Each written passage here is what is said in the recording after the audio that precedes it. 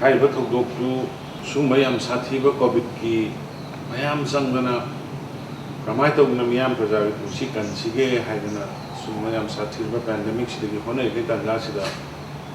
sumayam matung thukdaba nupi angang bu yamna usit thawaidabagi mawngda sana satkadaba lamsat chalaga isa nupi matnataba lamsat chalamba aduga madugi tung tarakpada isa nupidu kanma ngamdadana hospital na laikidre haiba thoudoktu Aisagi Maitidigi as a CM, as in charge of home, aduga BJP-led government, old government, machinery punamaki maigi degi strongest term the condemn the way, strongest term the condemn the way. The Sumbat Hogoksi, Amon Thoktanaba, Shekwe, exemplary over punishment pinanaba. कोई law court के कुठांगदा थानी की मनुंगदा highway case सी POCSO की मखासुले बनी ना कोई already special court लेरे अल्लाह कोई as early as possible थानी हाइवे नहीं rules था तो थानी मक संग कसु evidence करी करी मयाम तौरे हैं कंदा थानी की मनुंग से दा कोई charge sheet frame तौरगा अदु मयाम heinous crime rapist,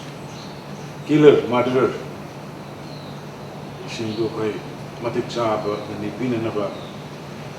Manipur government side, taking Mali Home Department side, taking Honorary, How's it Hawada, Singlay Hagana, Marali Ramuni, Singlay Marali, and the accused Hagana, Mari, Habani. Makhatana madugi mioi ani masu ngarang phare adu mioi punna taruk sure hai bese da investigation hajana taruga personally involved toba crime sida du crime du encourage toba macha mare yarum bawda sigumba crime sida Tawani na law court ki matung ina koi chap chaba akan ba dani pina na ba koi court madugi full proof evidence na koi thagatkani aduna praja sinna hairu case ni manang na ngaitaba pen da ba leidiba I social media da karida mayam mama even capital punishment behind bagi wakum sing undung ngarpa lai adubu ain law haiba Laborina Barak Kedumba Ladiba Ain Gimatungina, Sugumbayam Satiba crime. She did the Kalaiba Haksana, Akan Masara Pibiagi have the Pibina Koi. Home Department side to be police side to pay Tanagani, and the Projamiamna Masigi ticket for Kokapata Pumatanda full cooperation Pibiba. Maruina Mayang Imphal gi leiriba praja sing Mayang Imphal gi famiriba deputy speaker honorable MLA Robindro mahaki workers mayam aduga atai JSC gi leiriba silinau mayamna mateng pangbiri herga Ajana, atu umatamda. Yesi the chenaba, chenaba punama. Ayamba, phagatle, mukidamukta, phagatle, mukidamukta.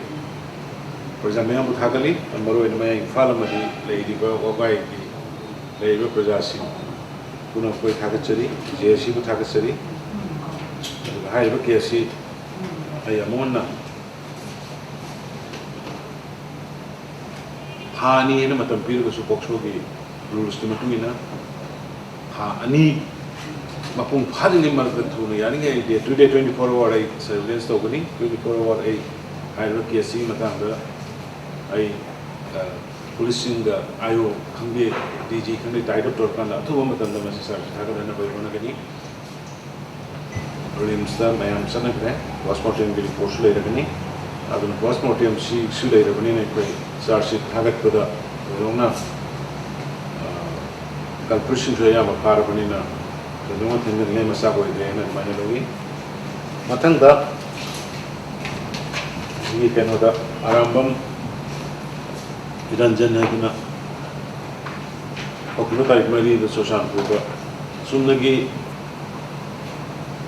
bank ta laikannaba dagi karwa tokjaba government service to ko to mayam dagi ATM booth ta paisa happy ne da masa khangaba kulai paiba khana la akanda paisa do munkiba galena na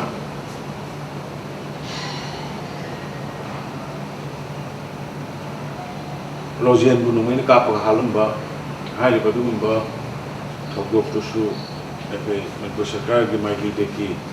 dai samakhe as a CM in charge of home yana strongly tam da condemn tawi hai be area du da ngarang na handagi koi akanba FIR case lokale amdudale CCTV camera sing kai kare koi vigil kan tawi meoi ahum chenaba meoi ahum pick up tore hujikta su ai leikhidaba ranjan gi loina bi ai telephone do wari sai honorable MLA kairao Ramesh moi kishmari matama leikhidaba thoi na ma social put the leikhidaba ai ma gi loina bi do kai wari sai mara le basing tu matam da nupi na ba nupi na mamiti gi mapita na haiba haidei adoi insurance to ki sufoi soidana fagane to hujimma deputy DG director general of police sai sosanpur nang salo sosanpur sal kan sosanpur area da operator suspension of operation da le riba through group using my leadership loina kokolo adu swagi area da sugumba suspension of operation laina police laina jaga da sumaina bank robbery sahi ani ahum makhai mu kai da thokna la kan tholai ko chi kamai to bunu kana ri kono tibe loina diji masa uji to sanpur da chalagani aduga sadaka na adana sahi ai no hai ge bas maina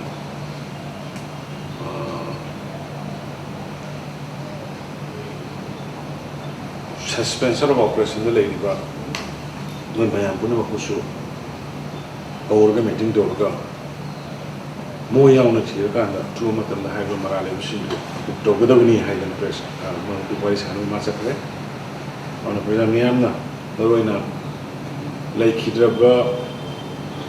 ramzan gi family gi awa bu su ekai sarkar na mere isa na ki diga awa bu su dagi leikhidaba isa nupi Mayang Imphal gi magi lehuriba imung manung gi leiriba oihori buamdu magi apoko su magi nimana jabo iba aduna magi imung manung gi lehuriba poti jobe mating pangana wa sarkar ki side gi mating pangana wa koi khotang lakole similarly ranjan gi jiki sosanpur gi leikhidaba sigi imung manung da su koi sarkar gi da thokpa as Graciana Simapiraga, the Holy Bengoon, Zibiga, Chenaba, Sakana, Subsab action locally, Oibigi, Pajamiam, April to University. Was it Paupada, as Hoki Basay, Kaida, law and orders, police, some public relation, Lintina, President Naga, Orukam, the Lapon University, Manipur Kazasi. Mating lagi manipur perja sini support lagi ni nama kata na se Mayang Imphal kita mara lebih sing perja Mayang na makan taga bau gitu polis tu pakai pada mating pang buku sosan pugi sisu bank robbery tu lagi buhalam itu sih pakai pada sosan pugi perja sini mating pang biu atai makhatana sugumba heinous crimes si thoudokta praja miyam amdi police home department ani gimarta afaba mari thamaga punna sugumba crimes dagi ngakhu minasi haidana I mayanga apil tawning bani aduna the strongest terms again haidana sugumba nupi macha amabu rape toroga hatpa sathina koida thamasoi condemn towi Loinana koi chochan puki thoudokta busu similarly condemn towi haidana haijagi anai medai thank you.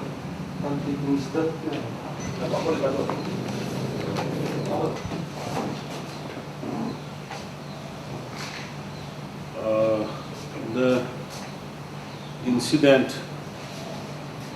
this was occurred on 2nd September at Mayang Inphal, is strongly condemned by the state government from my personal and from my whole colleague of the government. And the state police has already filed an FIR, and 6 persons suspected, 6 persons being accused has been picked up, and the interrogation is on.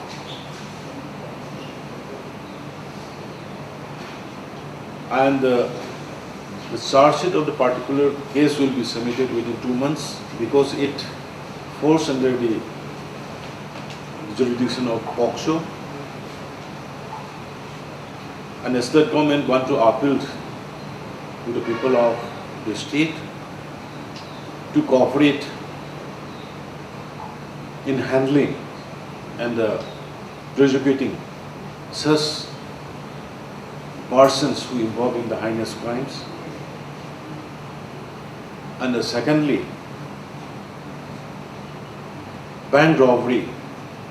which was taken place at Chochanpur on 4th, which was built one guard